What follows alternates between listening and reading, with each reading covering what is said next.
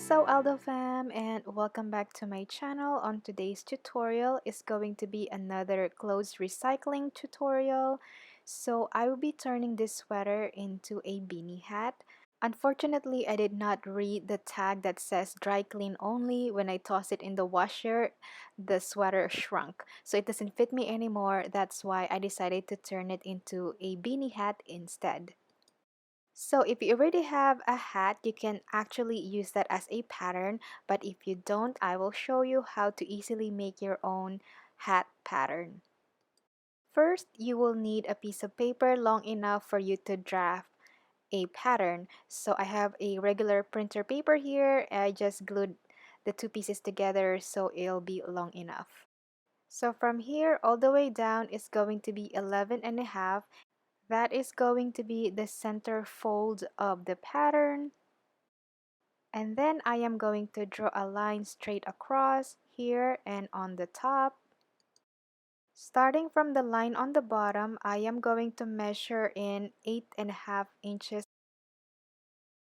And on the very top line, I am going to measure in 1/2 inch.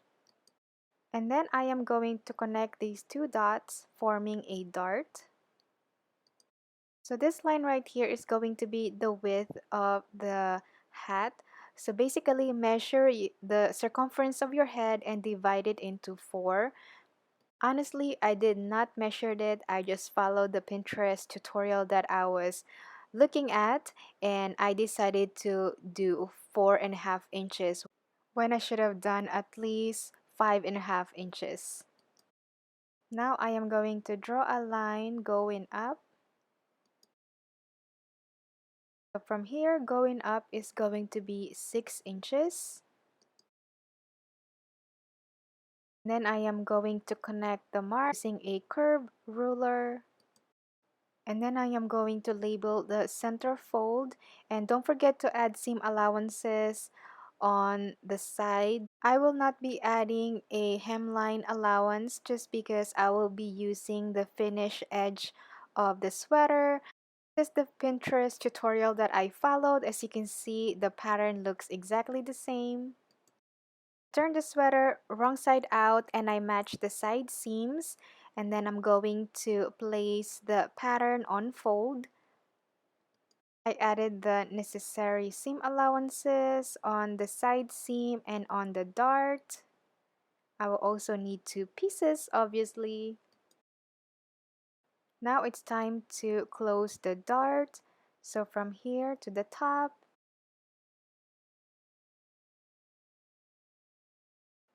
After that, I am going to join the seams.